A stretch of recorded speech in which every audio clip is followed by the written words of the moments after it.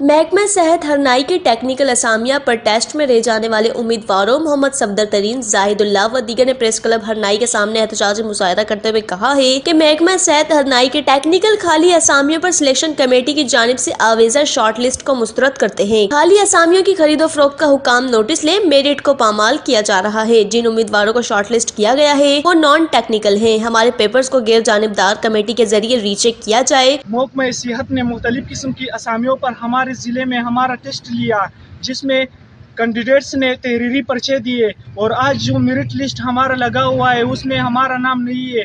کیوں نہیں ہے؟